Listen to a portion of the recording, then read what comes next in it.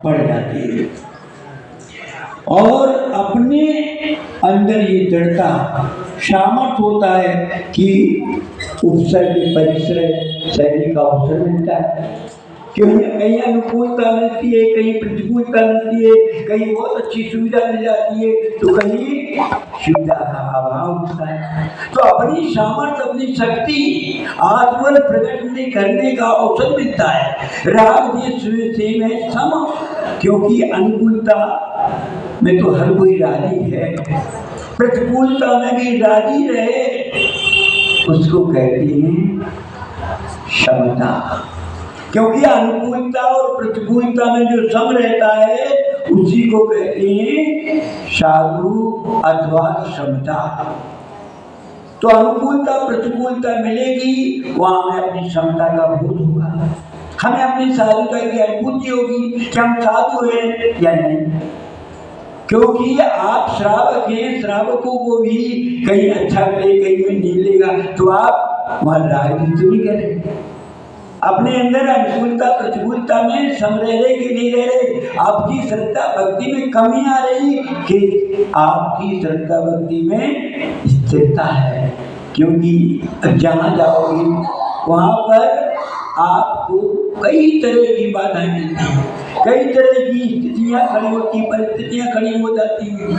तो इसलिए वहाँ पर अपने राग देश को देखने का, अपने स्वरूप को देखने का एक अवसर मिलता है। इसलिए आचार्य कहते हैं यात्रा करो, यात्रा करने से बहुत लाभ होते हैं। यात्रा करने से अशुभ कर्म का क्षय होता है। आप जय बोलते हो तो उससे ही अशुभ कर्म का क्षय हो जाता है। तो आप जहां जाओगे वहां क्या बोलोगे?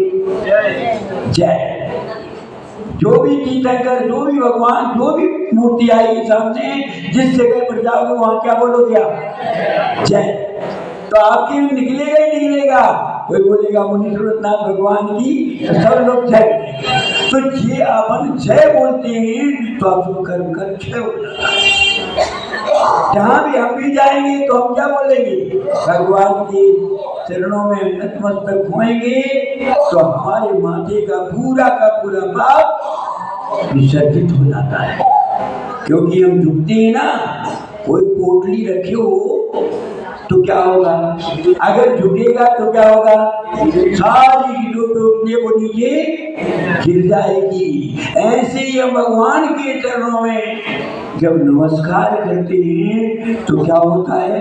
पाप कर्म अपने आप क्षय को प्राप्त हो जाती है, गिर जाते हैं। आप कहीं अन्य जगह झुको ना झुको, लेकिन तीर्थंकर के चरणों में, गुरुओं के चरणों में तो झुकते ही हो। जिसको कहते हैं मुझे प्रणते, उसे प्रणाम करने से ऊंच गोत्र का बंद हो जाता है।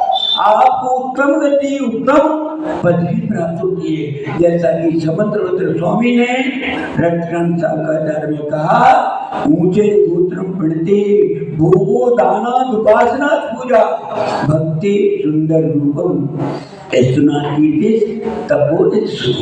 अगर तपस्वियों के लिए आपने प्रणाम कर लिया तो क्या होगा?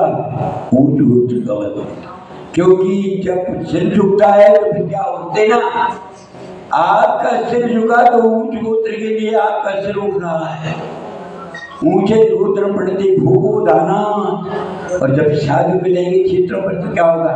वहां दान भी करते कि नहीं? हम दान क्षेत्रों पर जाकर करते हैं। ये जैन धर्म की धरोहर की रक्षा करते हैं। किसकी रक्षा कर रहे हैं आप? जैन धर्म की रक्षा। जैन धर्म की जो धरोहर है, जो हमारे पूर्वज हमें सौंप गए, उसकी रक्षा हो जाती है। आप अपने मंदिर में तो देते रहोगे, लेकिन जब क्षेत्रों पर जाते हो, तीर्थों पर जाते हो तो क्या होता है? वहाँ थोड़ा थोड़ा क्या करते हो? दान, चाहे गुल्लक में डालो, चाहे रसीद कटाओ, चाहे कुछ भी करो, उसका ध्यान लगता है। तो उस दान से क्या होता है? सब क्षेत्रों का विकास होता है, संरक्षण होता है, वहाँ की पूजन होती है, वहाँ की आराधना होती है, वहाँ पर लोगों के लिए सुविधा के लिए स्थान बनते हैं। तो ये क्या है? ये दान का कर्म भी वहाँ पर हो जाता है। और जहाँ कहीं चेतन चित्त मिल जाते हैं तो क्या होता है, आपको उनको भावी भगवान बनाने का पुण्य लगता है। क्योंकि मुनिराज को आहार देना उनको भगवान बनाने का साधन बनाना है। क्योंकि वो आपके आहार से साधना करेंगे, रत्नात्र की पालना करेंगे, अपनी आत्मा को साधेंगे, अपने स्वरूप को निहारेंगे, उससे वो भगवान भावी बनेंगे कि नहीं बनेंगे। तो आपने वो दान दिया तो उसके प्रभाव से आपने एक भगवान बना दिए। तो आपको तीर्थ यात्रा करने से कितनी लाभ होती है। तीर्थ यात्रा करना चाहिए। आचार्य ने मुनियों को भी उपदेश दिया, श्रावकों को भी कहा कि तीर्थों में जाओगे तो अपने द्रव्य का भी सदुपयोग होगा। 7 सप्त क्षेत्रों में दान जो बतलाया है उसमें एक तीर्थ क्षेत्र भी आया है। जहाँ 7 क्षेत्रों में दान देने की बात है तो उसमें एक धर्म क्षेत्र, तीर्थ क्षेत्र भी है, एक यात्रा भी है। यात्रा में भी दान देना भी, अगर यात्रा कराते हो आप किसी को तो उससे भी कई गुना पुण्य होता है। आप करते हो, आप अपने पैरों से चलते हो, उसमें उतना पुण्य नहीं होगा जितना दूसरों को चला दिया असक्त को। क्योंकि सक्त व्यक्ति की सहायता तो स्वयं कर लेगा, लेकिन जो असक्त व्यक्ति की सहायता करता है वही दयालु होता है, वही सेवाभावी होता है, उसी को धर्मात्मा कहा जाता है। इसलिए आप लोगों ने यात्रा का सौभाग्य प्राप्त किया। आपने मन बनाया कि अब बुंदेलखंड की यात्रा करेंगे। ये आपने जब मन बनाया था, करने का भाव पैदा हुआ था, तब से आपको पुण्य का संचय चालू हो गया था। और वो पुण्य का संचय हुआ, यानी शुभ कर्म की वृद्धि हुई। उस शुभ कर्म का ये फल है कि आपको यहाँ पर मुनि सूतनाथ भगवान के सामने ये विधान करने का भी अवसर मिल गया, गुरु का दर्शन मिल गया। ये शुभ की वृद्धि है। अशुभ कर्म क्षय प्राप्त होता है और शुभ की वृद्धि होती है, और इससे परिवार का, समाज का और देश का उत्थान होता है। आप जब चलते हो, यात्रा करने निकलते हो, तो परिवार में भी क्या होती है, धर्मात्मा की। आप धर्मात्मा हो तो परिवार में भी खुशहाली होती है। समाज, आप जैन धर्म के हो या फलाने समाज के हो तो उससे ये धर्मात्मा समाज है। यात्रा करते हो तो ये धर्मात्मा समाज है, और उस देश में जहाँ पर जाओगे तो अपना योगदान लगता है। इसलिए ये यात्रा बहुत शुभ होती है और यात्रा करना चाहिए। और इस यात्रा में जितना लाभ मिले उतना लेना चाहिए।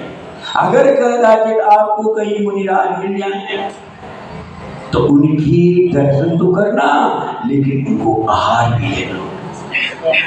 क्योंकि आहार दान का पुण्य जो है वो पुण्य बहुत बड़ा पुण्य है।